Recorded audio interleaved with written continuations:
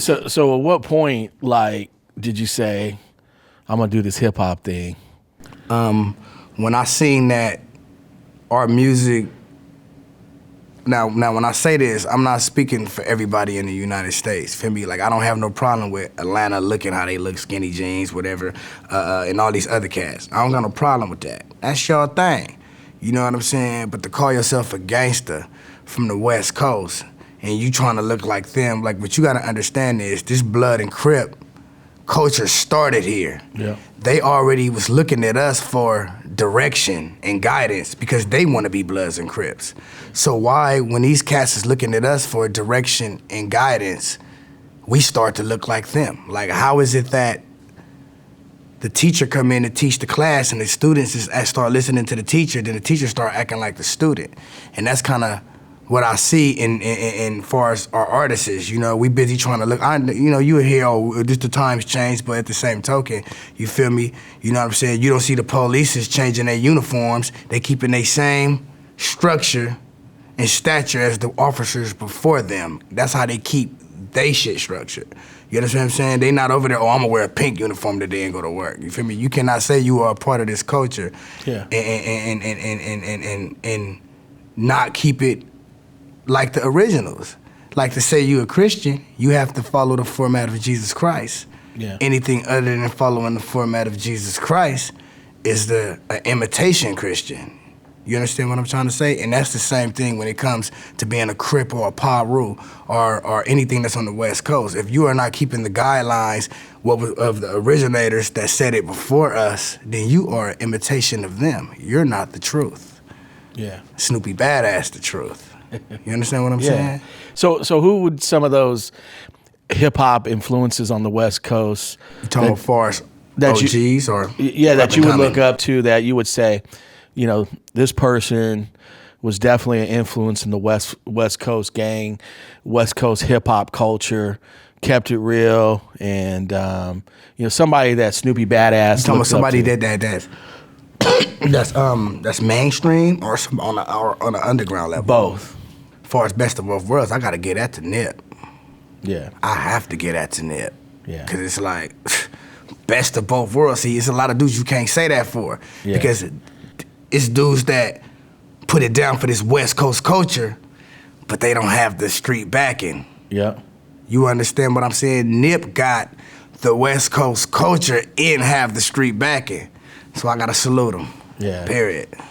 Yeah, it's kind of cool to see somebody like Nip be nominated for a Grammy. I mean, that's like that's huge, man. Yeah, that's one of my favorites right now, though. Yeah, I gotta give it up to Nip. You know what I'm saying? Nip do what he do. He move right. You know, and I respect his work ethic. You know, for me, and his humbleness. So you know. So if I look at Snoopy BadAzz's car, what's in his playlist right now? What's in my playlist? My new single that's about to drop, feel me? Pull Up, feel me? That's first. Then, you know, I bumped that last time that I checked, you know. I listen to a lot of Sugar Free. Sugar Free. That's actually my favorite artist, my favorite rapper, Sugar Free. Okay. Yeah, you know, because I've been to the pen and all that, and, you know, get into it with my girl. Just everything he talk about it, like, I could relate. It's like, you know what I'm saying? Yeah. You know, you feel me? Even when he mentioning prison yards and stuff in his raps, I'm like, dang, I've been there, you know? So I like Sugar Free. Yeah, that's my era. I'm a little bit older than you, but yeah, but you know, but Sugar, come on, it's just Sugar Free. I know, timeless. Hey, I'm a big fan of Sugar Free. Yeah. Have you ran into or have you met any of your influences, like out in Compton, out just in your travels? Far as like I have met an influence. I've met Red Rum. You know, he's an influence. You know, you know what I'm saying. I feel like he's underrated. I feel like he don't get the credit that he's due. Yeah. But I do feel that he is my influence, and I think he's great at what he do. Yeah, he is. I mean, if you look back on, you know, the Banging on Wax, you know, one of the originals, and legend. And he's one person that I could say from that era that I ain't never heard nothing bad about or got no funny vibes from. So it's like, I salute Rum. We definitely have a lot of love for Red Rum, Big Y, and those guys. They're fans of. We're fans of them and friends of UrbanCityTV. So let me ask you, what's your opinion of the state of hip hop today? And when I say the state of hip hop, let's look at it like, do you feel like, man, there's some trash coming out, or there's some good artists, or there's fakers? Like, what's your opinion on the state of hip hop today? Actually, the good artists that I actually feel like is kind of good to me are like underground. A lot of this Main Street rap is trash. Like, it's like everybody trying to be like each other. It's like there's one pot that everybody's attacked in, and they're missing a whole fan base over here. You understand what I'm trying to say? They already bracking over there with that. You already got dudes eating out that pot. Everybody want to use auto-tune. Everybody want to mumble rap. But it's like, feel me? Like, you got to create your own lane, because why buy your album and you sound like Dej Loaf? Why buy your album when you trying to sound like NBA Youngboy? I might as well get the real deal when I'm wasting my time on you. You understand what I'm saying? It's like everybody's in the race trying to look and sound like each other. And I think, and I think a lot of it is influencing the kids wrong. Like, like, what happened to the masculinity, what I'm saying, in our males, you feel me? Come on, face piercings, dyed hair, jeans to show your figure. Like, we are men. You understand what I'm trying to say? Like, and I just think that is bad for just the culture of humanity. Yeah. You understand what I'm saying? Because, come on, why would you let your 11, 12-year-old son or daughter see another man in a dress? Yeah. You feel me? It's just certain things that just shouldn't be put in the kid's mind, you know what I'm saying? I know they probably look like, oh, he talk about gangbanging. No, I'm talking about the repercussions of gangbanging. Yeah. You understand what I'm saying? To me, Snoopy BadAzz is reality. I'm not living no fairy tale. I'm from the east side of Bompton. You walk around with face piercings and dyed hairs and the pants that show your figure. You understand what I'm saying? Feel me? It's wolves out here that'll prey off that. Yeah. You understand what I'm saying? You feel me? You gotta feel me? What happened to the big Tookie days and weights and we, you know what I'm saying? We on our, you feel me? You run up on this, you got an issue. That's gonna keep the wolves at bay, because a lot of these dudes that's wolves are marks. Yeah. You feel me? So you gotta be able to have your masculinity in place. Do you understand? Do you understand what I'm saying? Yeah. You gotta have your masculinity in place. So. And the other thing too is, like, they promote, taking pills and Percocets. That's out. Yeah, and when I was growing up, the big homies, they would never steer you in the ways to take any type of drug or anything. Yeah, like that. That's not nothing like anything that's man-made. Like, why would you want to destroy humanity? You understand what I'm saying? Like, it's like how you think you're gonna be blessed if you just pop a pill, snort the woo wop, doing all that. Like, I'm not really into none of that. I don't even drink. Yeah. So I smoke weed, but that's not a drug. That's not man-made. Yeah. You understand what I'm saying? I don't really agree with a lot of the music culture right now. But then the cool thing about it, a lot of these dudes that's talking about it and promoting it ain't even about it like that. So you influencing these kids to go out here and do something that you ain't gonna do? Yeah. Yeah. Everything I rap about, I'll do. You feel me? Yeah. You know what I'm saying? So, yeah. So, like, how does Snoopy BadAzz appeal to the people in the Midwest, the East Coast, down South?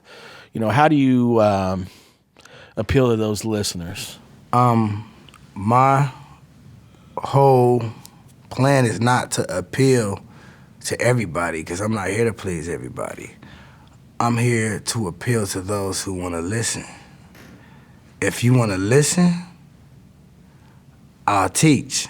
You understand what I'm saying? Yeah. But if you don't want to listen, keep being over there lost. I'm not trying to, you feel me? But I think I appeal to the ones that want to listen. And I think there's a little Snoopy BadAzz and everybody across the United States. They just scared to unleash it. Yeah. You feel me? So let's kind of get into, like, lately I've seen you've been hanging a lot with Slim 400, and you guys Ice Water. He's stopping by the show today, and how loud. And you know, I seen you guys been hanging out, doing some like a show together or something. Yeah. Why don't you kind of explain to the viewers, you know, kind of what you and Slim's getting into? Slim, my bro, period. You understand what I'm saying? I fucks with him. Mud Dollars, Ice Water, you know what I'm saying? For me, my label is New Mafia, though. You feel me? But for me, Ice Water and New Mafia, we are connected. You know what I'm saying? We like family. You feel what I'm saying? So, you know, Slim from Mud, that's family right there. You guys got any collabs coming together? Yes, we do. Yes, we do. You know what I'm saying? They're in the works now. Stay posted. Okay. You feel me? It's coming. So let's discuss your new video, Not Snoopy. I got to tell you, man, the minute I heard that, from the beat to the lyrics to, I mean, man, it just took me like back to like, man, where's this been? So I'm telling you, as soon as I heard it, I was bumping that shit every day, like every minute. Like my wife was like, "What you in there listening to?" I mean, it was hard, man. And you know, I even got up on Instagram right away and was just like, "Man, this is fire!" Like, I gotta get this dude on the show. I mean, it's just hard. And I thank you for that. You know, because no problem. It's the truth, man. It's been a journey. It's been a journey, man. But yeah, Not Snoopy. That I just, you know, like. When I dropped the intro, that's why it's called the intro, because it was my introduction to rap, so to say, you know what I'm saying? And so I wanted a nice follow-up for the intro. You know, in the intro, I'm telling you who I am. You catch what I'm trying to say? And Not Snoopy is more of me telling you what I came to do and what separates me from a lot of people in the rap game. You understand what I'm trying to say? That's why it's called Not Snoopy, because they not Snoopy. Like, I'm cut from a cloth that they don't make no more. You understand what I'm saying? For me, I don't follow the blind. I'm not gonna follow the blind crowd. You feel what I'm saying? You understand what I'm saying? I will stand over here by myself and get ran over by these mules. You feel me? Then to follow that blind crowd off the river, off the cliff into the river. So that's what Not Snoopy symbolizes. You know, that none of these dudes in the industry is not Snoopy, and I explained to you why they're not Snoopy. That's what Not Snoopy was about.